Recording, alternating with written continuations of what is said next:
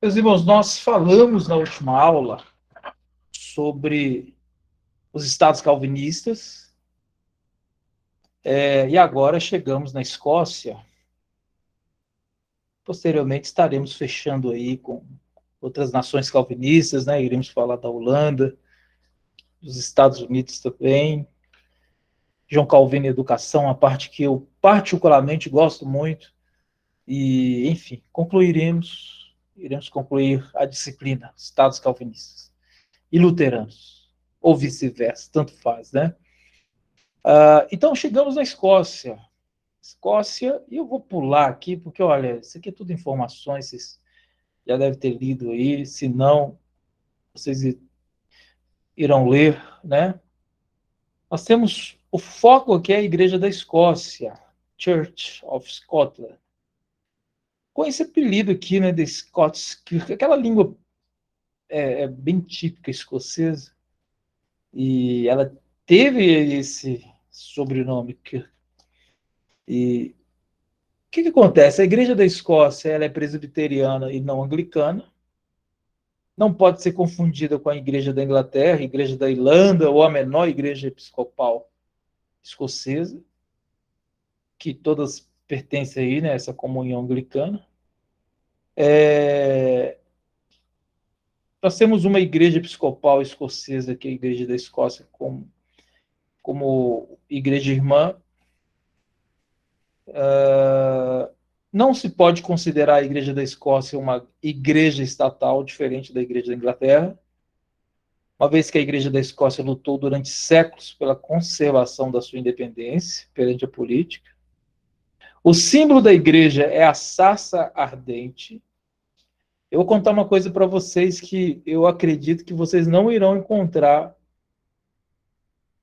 no questionário. Mas se encontrar, não há problema, já vai ganhar um ponto já. Eu fiz uma pergunta sobre o símbolo da Escócia. E aí eu coloquei assim. Tem gente que não gosta desse tipo de pergunta, mas eu vou explicar por que eu fiz isso. Perguntei assim, qual era o símbolo da Escócia, né? Aí tinha as escolhas lá. Repolho, um, uma sarça e tal. Teve irmãos aí da primeira turma que assinalou repolho. Vocês acreditam nisso?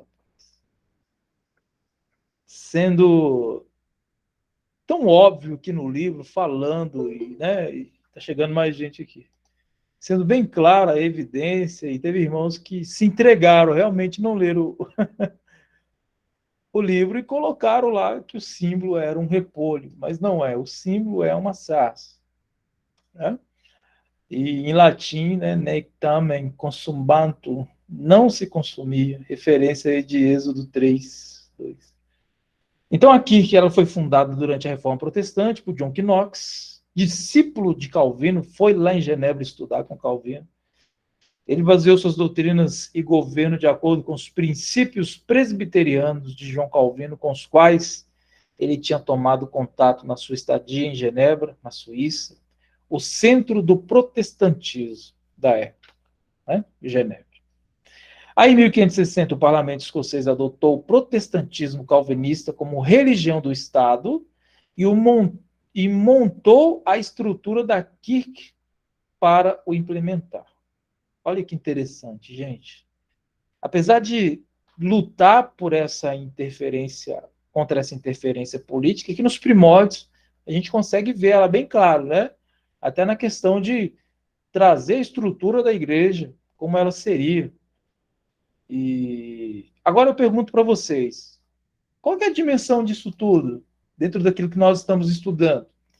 Ver uma nação estabelecendo o protestantismo calvinista como sua religião oficial estabelecida aí pela sua igreja mãe, que vai nortear a população. Aí nós estamos falando de todos os que irão nascer naquela nação serão discipulados dentro dessa fé, né? Com a nossa cultura, brasileira, a maioria fundada, né, do catolicismo romano, com as catequeses, a comunhão, a crisma e todos os ritos que o católico passa, porque é religião majoritária ainda no país. Nós temos um povo que, diferente do católico brasileiro, é um povo praticante ali do protestantismo escocês naquela época. Então, veja a dimensão de tudo aquilo que nós estamos falando, de cosmovisão de vida, de fundamento de nação, de desenvolvimento social, de princípios, de ética, de moralidade, de tudo aquilo que pode envolver uma nação, a economia, enfim, a educação. Veja que isso é fundamental para a nação escocesa. Então, foge do nosso entendimento, porque nós só conhecemos algo palpável de religião próximo daquilo que foi lá na Escócia, aquilo que nós temos aqui no Brasil de catolicismo raiz. Lá é o contrário, lá é o protestantismo calvinista raiz. Por isso que foge da nossa dimensão o que foi esse período lá na Escócia, né? Aí nós temos aqui, no entanto, enquanto o parlamento escocês apoiava o presbiterianismo, o mesmo não podia dizer do rei. Nos próximos 100 anos, determinados bispos primazes foram impostos, aí entra o problema, né? Foram impostos à igreja. Eu já deixei marcado aí para vocês. Por isso que a igreja vai lutar contra toda a questão do Estado, da política dentro da igreja, né? Eles querem essa separação para a saúde da igreja, porque estar vinculado ao Estado não é saudável para a igreja. Nunca foi e nunca será, né? Bispos foram impostos. Isso aí vai causar um derrame na igreja. E o derrame nós sabemos que ele causa, dentro dos problemas do corpo humano, né, as sequelas é a paralisia, as principais do derrame, do AVC. Isso vai começar a paralisar partes da igreja. E eu posso colocar também, os irmãos me permitem, como uma doença, o nascimento de uma doença crônica. A doença crônica é a doença que ela surge e ela vai se desenvolvendo de uma forma muito lenta, por isso que entra a questão crônica, né?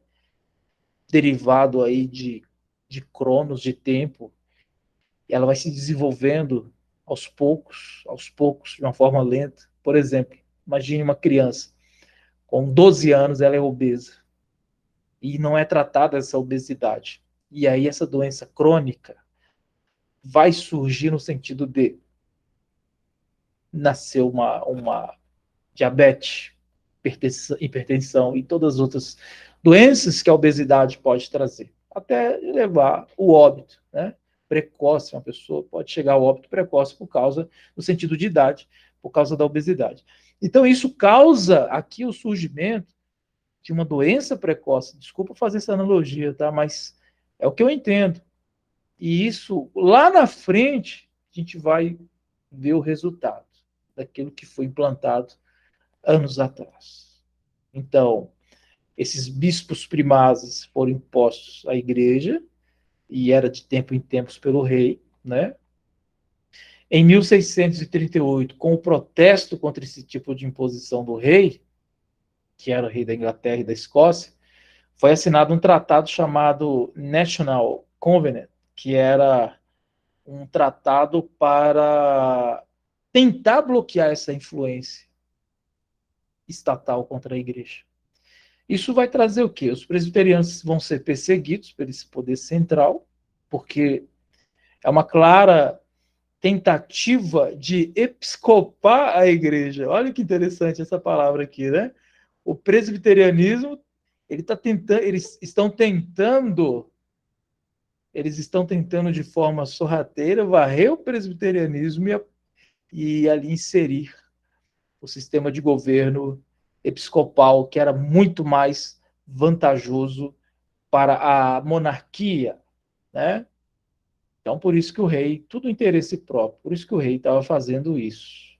E aí houve esse protesto, resultou em uma perseguição contra os presbiterianos, e esse conflito ele vai ter uma importância na Guerra Civil Inglesa. Daí vai ser o foco, a célula para implodir a Guerra Civil Inglesa. Antes de passar aqui para o segundo parágrafo, irmãos, veja que a religião, então, ela é muito importante na vida desse povo. Ela que dita os rumos da nação. E, e aí eu sei que os irmãos estão cansados aí, muitos trabalharam o dia todo, outros estão trabalhando, né? Mas eu gostaria que vocês tentassem expressar, se possível, sobre como que a igreja ela tem um papel fundamental em um país sem ela estar vinculada ao Estado. Como a igreja ela pode ser benéfica para o Brasil, que é o nosso país, sem estar fechada com a política nesse momento. O que vocês acham, meus irmãos?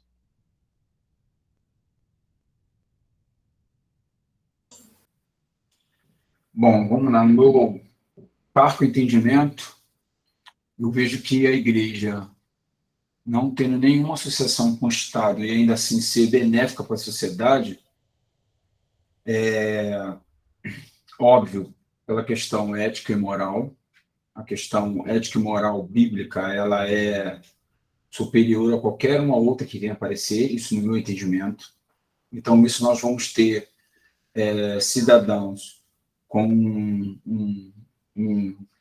uma noção elevada de moral e de ética. Isso vai ajudar a sociedade nessa questão de relacionamento, de comportamento, né?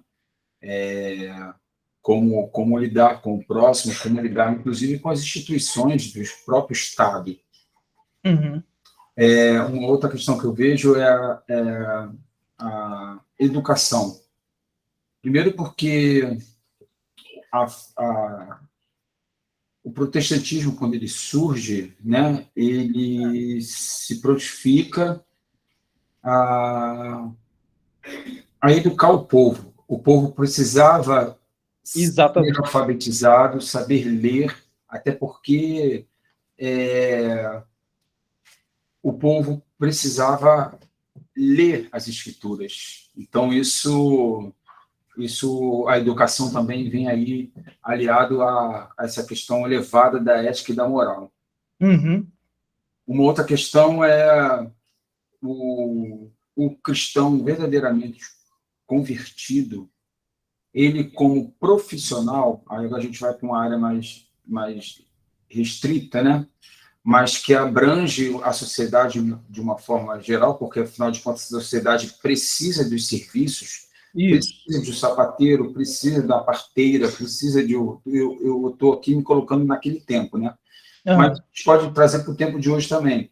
Precisa de um barbeiro, né? Aí, puxando aqui a brasa para minha sardinha. E se eu tenho essa ética e moral elevada por causa das escrituras, por causa do conceito cristão, e se eu tenho uma educação, né, eu tenho uma educação formal e boa, e isso aconteceu para que eu pudesse ler as escrituras, eu também vou ser um bom profissional e eu vou servir bem a minha sociedade, a minha comunidade. Então, eu acho que isso vai contribuir muito com o Estado. E mesmo a igreja estando desligada do Estado, eu acho que esses 3 pontos devem ter outros, com certeza, mas que eu vi na minha mente, assim, de imediato, esses 3 pontos já são de cara para mim. Eu acrescentaria um quarto ponto, só complementando o que o senhor falou, que é a questão social. Eu acho que a igreja ela sempre teve um grande envolvimento social, na intenção de restaurar o homem, certo? Que é de dentro para fora, mas também a parte de fora. E isso é benéfico para o Estado. Por mais que não tenha uma ligação direta, está trazendo benefícios para o Estado no sentido social também. Só acrescentar isso. Com certeza. Eu concordo plenamente com o Eduardo e com o irmão Jonathan, porque é isso aí, é a questão da influência partindo do cristão que faz parte da igreja, né? Então, o cristão, representante da igreja, ele moldado por uma teologia bíblica, e nós falamos da teologia reformada, a qual nós conhecemos e servimos o Senhor por ela, não é isso? Nós não servimos o Senhor pela nossa teologia? Você serve o Senhor pela teologia pentecostal? Você serve o Senhor pela teologia... Talvez você, pentecostal, está estudando conosco. Mas você que é calvinista, reformado e tal, e serve o Senhor por essa teologia. Então, tudo que move a sua vida a servir o Senhor, em todas as áreas de influência a qual você está inserido, isso é o que é a vida para você, como você enxerga a vida. Isso é cosmovisão, isso que o mundo vê. E isso faz a diferença.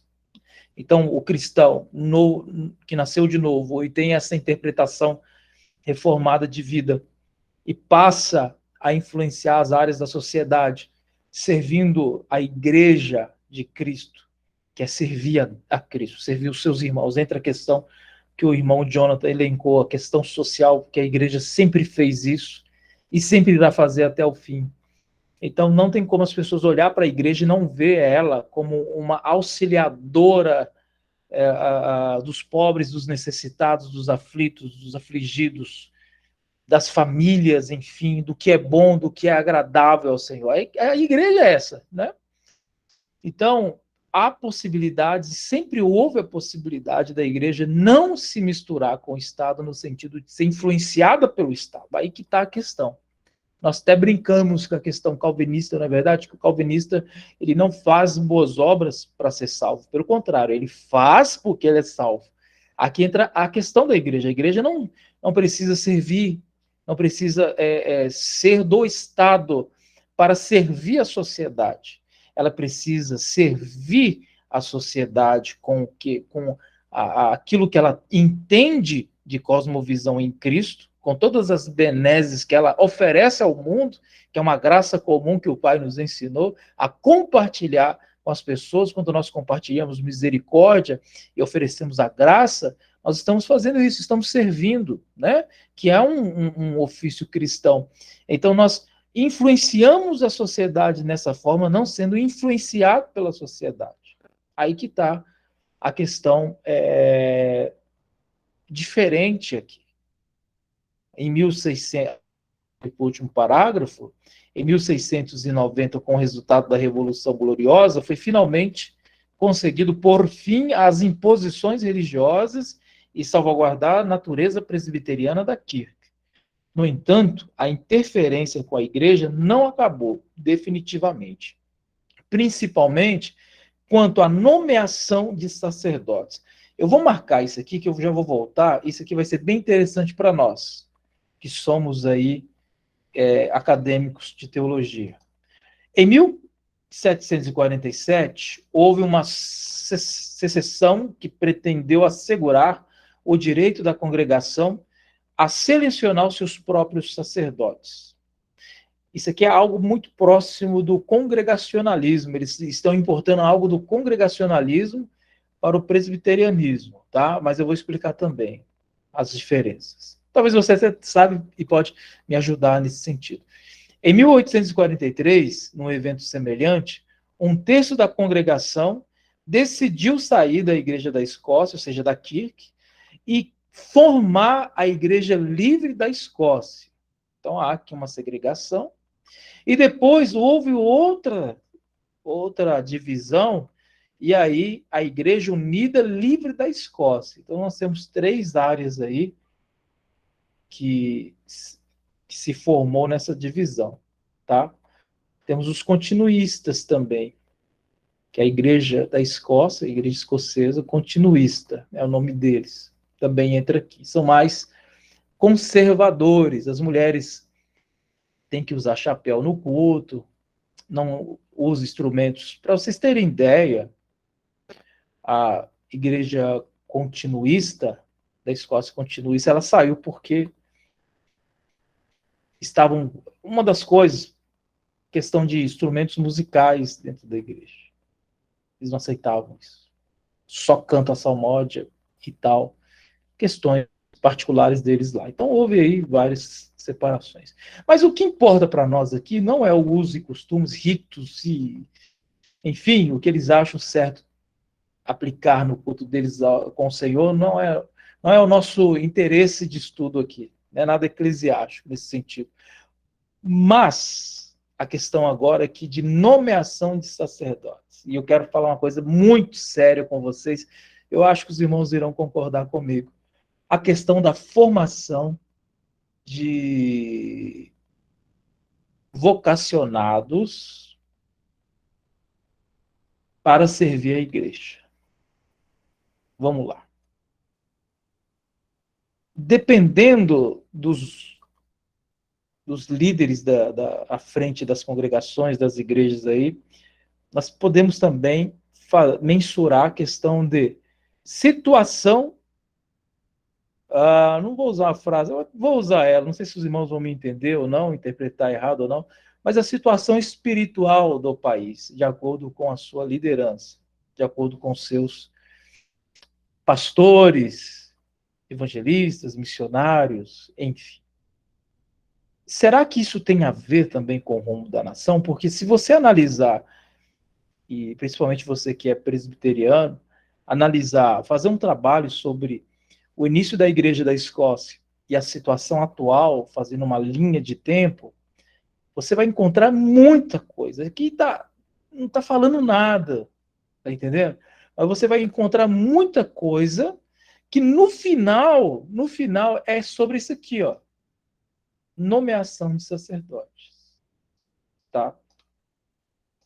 A questão do corpo da igreja, o corpo da liderança, daquilo que foi inserido ali. Corpo estranho, talvez seja a palavra certa. Causou como se fosse uma erva daninha, né? E se não tem coisa pior para uma igreja ter um líder à frente, totalmente longe dos princípios da teologia saudável de Cristo. O que os irmãos acham sobre isso?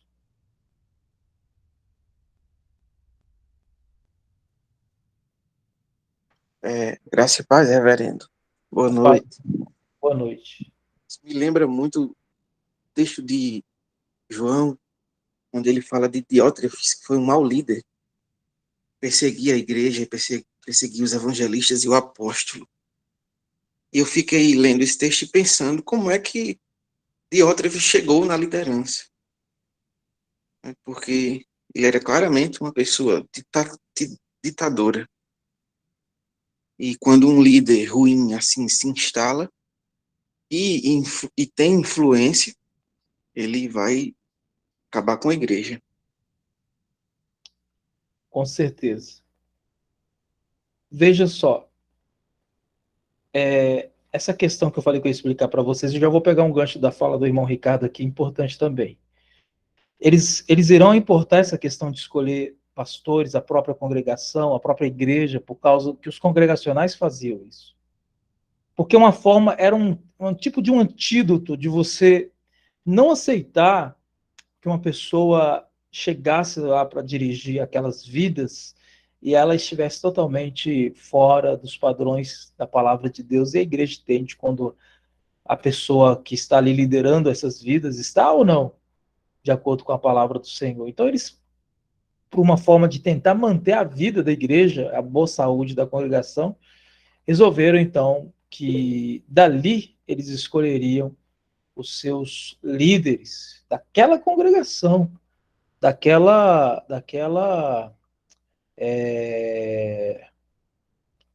povo, daquele público, daqueles que eles conheciam. Isso aí foi um problema também, porque cria uma barreira para outras pessoas. Não quer dizer que todos que fossem enviados a uma outra igreja seriam pessoas ruins, né? Mas é um trauma que a igreja está passando. E quantas igrejas não estão traumatizadas? Agora eu entro na questão do que o Ricardo colocou aqui, e eu vou falar até de experiência aqui na nossa cidade. Tem uma igreja aqui, que ela chama Igreja... Como que essa aula é só para nós, ninguém vai assistir ela do YouTube, porque é só com link, né? Ela não é pública, depois até essas aulas são apagadas, eu vou falar, mas por uma questão de ética eu estou seguro nesse sentido. Tá não listado, né, o que o YouTube chama.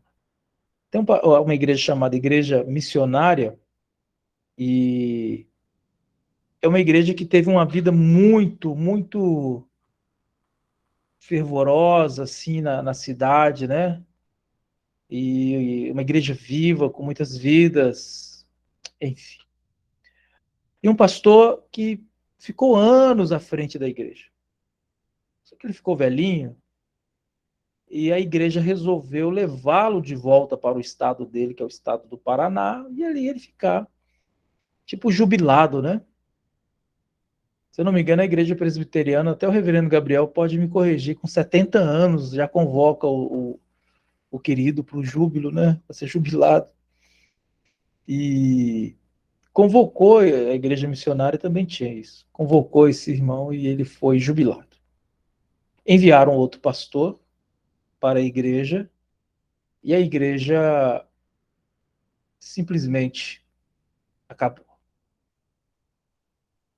As pessoas começaram a sair, cada um foi procurando um outro local de culto, e hoje, uma igreja que tinha aí, acho que 70, 80 pessoas, hoje tem 4, 5 pessoas.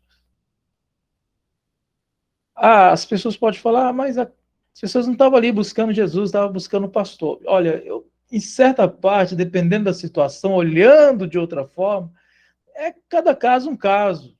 E pode sim, você pode ter certeza que se você fizer uma alteração na frente de uma igreja, tirando uma pessoa sem buscar a Deus, orientação ao Espírito Santo, realmente aquilo, olha, isso cai uma responsabilidade sobre o presbitério, sobre o conselho da igreja.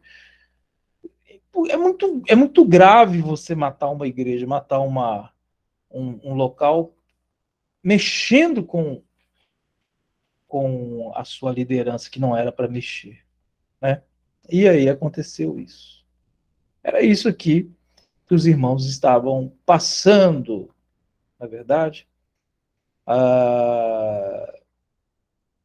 Eu não sei se os irmãos conhecem algum caso dessa forma. O reverendo Gabriel levantou a mão. Por favor, irmão, reverendo, diga-nos. Consegue me ouvir? Eu estou com um Sim. fone aqui. É interessante essa abordagem, né? A gente enfrenta muito isso no presbitério, né? Às vezes quando sai um pastor, entra outro.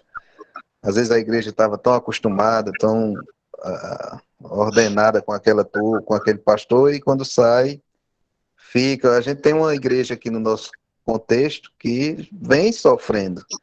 Depois de um pastor que passou 10 anos lá, saiu, né? E aí entra pastor, sai pastor, e assim, parece que a conexão que havia com aquele não foi retomada, né? Mas é uma realidade. Quando a gente olha para o texto, né, a gente vê essa insurgência do Estado, né, para escolha dos sacerdotes, né? E eu creio que também há um aspecto nessa mudança que foi buscada aqui, tentada ser implantada, na perspectiva bíblica de escolha dos líderes, né? Daqueles que são chamados, que apresentam os dons, né? E tal, e a igreja reconhece, ordena e separa, como foi o caso de Paulo, Barnabé. Então tem esse aspecto também, né? Eu creio que realmente vai além da perspectiva do modelo congregacional, de fato um olhar para o modelo da igreja primitiva e como era feito ali, e como nós, na perspectiva presbiteriana, tentamos trabalhar, né, dessa perspectiva de o cidadão, ele apresenta os dons são reconhecidos pela igreja, a igreja recebe como aspirante, né, e aí apresenta ao presbitério, o cidadão é recebido como candidato, e ali passa um período ali ainda probatório para ir para um seminário, ser preparado, quando volta é licenciado, né? Então aí Certo. são no mínimo 6, 7 anos para aferir a vocação do camarada mesmo, e até o último instante, antes da ordenação, tudo pode ir por água abaixo, né? Se, Exatamente. se o presbitério entender que aquele candidato ele não é realmente chamado, de fato, de verdade, para o ministério, né? Então, eu vejo esse aspecto também, nessa perspectiva da mudança, desse desejo por essa liberdade, né? Porque uma coisa é o rei, o Estado, dizer quem é que vai ser o sacerdote, quem é que vai ser o bispo, né? Exatamente. E outra coisa é a própria igreja reconhecer o dom e chegar a esse ponto. E um cuidado que nós devemos ter é exatamente essa perspectiva que o senhor trabalhou, né?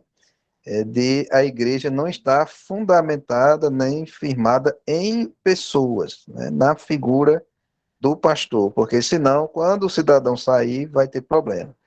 É tentar ao máximo, né, firmar a igreja na palavra, fortalecer o conselho, na perspectiva do presbiterianismo, né? Fortalecer o conselho para que, quando há essa mudança, a igreja não sofra tanto, né? Não tenha tanta dificuldade, para que mantenha-se ali uma identidade, um norte, um modelo de trabalho, uma forma de se direcionar, né? Falei demais, falei demais.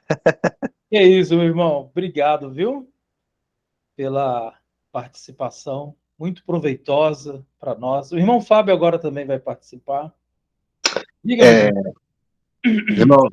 irmão, a minha igreja está vivendo algo parecido, algo parecido. Um pouco antes da pandemia, o pastor que estava lá, ele recebeu uma proposta de outra igreja e saiu repentinamente da nossa. E a igreja queria trazer um pastor de fora, só que a gente tinha um pastor auxiliar desse pastor. E o nosso conselho resolveu colocar ele como candidato único. Com isso, parte da igreja, tínhamos mais ou menos 150 membros, pelo menos a metade partiu com a saída e com a eleição desse pastor. Quer dizer, aí veio a pandemia, a nossa igreja agora está passando por um perrengue muito grande, porque as pessoas rejeitaram esse pastor que chegou. Então, assim, a gente está vivendo esse problema. Nossa, que situação desse nosso querido irmão, hein? Que ele não deve estar passando aí com a rejeição, porque você ser rejeitado pela igreja é a pior coisa que pode acontecer com o pastor. Você até suporta quando chega numa congregação, numa igreja e assume aquela comparação, porque o pastor fazia isso, aquilo, né? Aquela comemoração daquele. Até se releva. Mas ser rejeitado dessa forma não é fácil. Irmão Eduardo, diga-nos. Só uma curiosidade aí do irmão Fábio Oliveira, ele acabou de falar. O pastor que assumiu, ele já era pastor da igreja, né? Pastor. Como é que se fala? Auxiliar. Auxiliar, isso, obrigado. Ele era pastor auxiliar, ou seja, a igreja já conhecia, e a igreja o aceitou como pastor titular. A igreja, eu não sei qual o sistema da tua igreja, ela é congregacional, a igreja votou por ele e depois o rejeitou. Como é que foi essa história? Eu não entendi isso. Não, porque na presbiteriana, o pastor titular, ele traz um pastor auxiliar. É no presbiteriano, entendi. Tá. Ele traz o pastor auxiliar. Então, como esse pastor saiu, o conselho entendeu por bem manter o pastor que era auxiliar. Só que parte da igreja queria que entrassem outros candidatos. Só que o conselho resolveu ser candidato único. Foi algo que o conselho decidiu. Aí, porque não tiveram outro candidato para a igreja votar sim ou não, né? Escolher, parte da igreja teve que não era muito satisfeita com o pastor auxiliar saiu da igreja, tá? Nesse período ainda eu não era presbítero, hoje eu já sou presbítero da igreja. Então, assim, é um trabalho que estamos fazendo para renovar, né? Trazer de volta a vida para a igreja, que está sendo difícil. Logo depois veio a pandemia, aí atrapalhou muito o desenvolvimento do trabalho. E ele continua aí como pastor, irmão Fábio? Continua. É um bom pastor, é um bom pastor. Só que essa rejeição, a igreja não aceitou, né? Na verdade, o outro pastor, ele saiu assim, ele saiu do estado do Rio para o estado de Minas Gerais. Mas foi assim, a partir daqui a 2 semanas eu não sou mais pastor da igreja. A igreja pegou a igreja de surpresa, não houve uma preparação, ele saiu na metade do mandato. Ele tinha 8 anos de igreja. Caramba, situação triste, hein? É. Mas por isso que tem que ter um diálogo, né? A gente tem que dialogar, conversar, e os irmãos que fazem parte do conselho da Igreja Presbiteriana são pessoas, você faz parte, você é presbítero, são pessoas que estão ali para servir os irmãos, pastoreá-los, cuidar deles, e eles, eu acredito que o diálogo é a base de tudo, né? Mas só Deus mesmo para nos ajudar e restaurar a sua igreja, né? Hoje em dia, qualquer coisa as pessoas saem da igreja. É uma realidade. Mas, bom, estamos chegando ao fim, meus irmãos. Eu sei que a gente poderia ficar aqui até as 3 da manhã tratando do assunto, mas eu gostaria que ficasse esse ponto para nossa nosso pensamento, para nossa reflexão durante a semana. Depois a gente vai concluir na semana que vem já essa disciplina, se Deus quiser. Essa situação que vem ocorrendo de tempo, desde a fundação da Igreja de Cristo, esse problema com liderança, esse problema de ventos de doutrina, nós temos aí Paulo lutando contra isso, nós temos João sozinho, depois da morte de todos os apóstolos, já velhinho, lutando contra os gnósticos. Nós temos aquela luta terrível, depois a igreja abraçando o império abraçando a igreja e tudo errado também.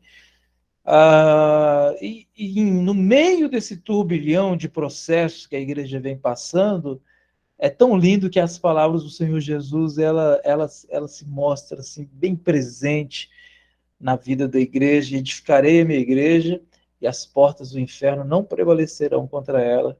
Então, essa é a nossa esperança, que o Senhor continuará mantendo a sua igreja de pé contra tudo, contra todos, e com todos os defeitos que a Irmandade possui, essa falta de diálogo, essa falta de entendimento que nós temos, enfim, e que o Senhor nos ajude nesse tempo que passamos na Terra, de não ficar aí com a síndrome da Maria Gabriela: eu nasci assim, vou morrer assim, né? Ou a igreja é assim, vai ficar sempre assim.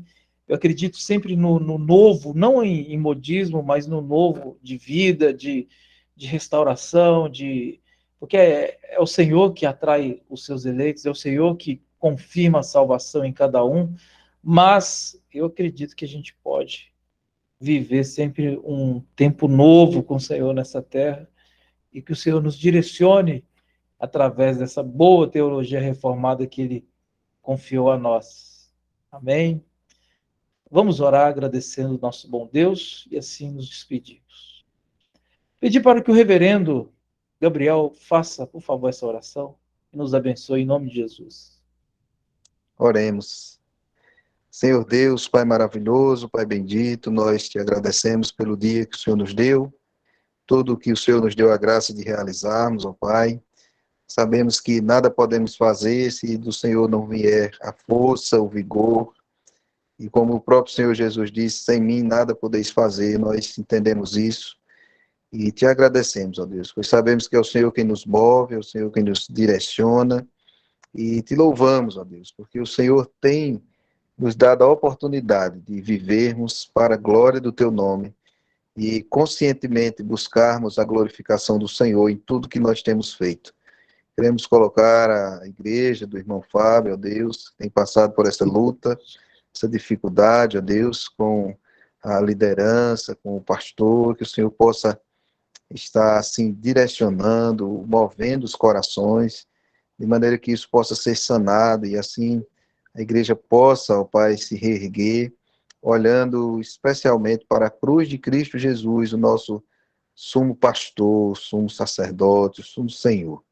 Que assim seja também com a igreja dos nossos irmãos, participantes conosco desse curso. Amém. Que o Senhor esteja abençoando, ó Deus, fortalecendo cada um daqueles que já são líderes, aqueles que estão se preparando. Que o Senhor nos capacite, ó Pai, cada dia mais e mais, para direcionarmos aqueles que o Senhor tem colocado sobre os nossos cuidados. Continua abençoando o professor Clóvis, a FATEG, esse projeto maravilhoso que tem abençoado as nossas vidas e a de muitos mais.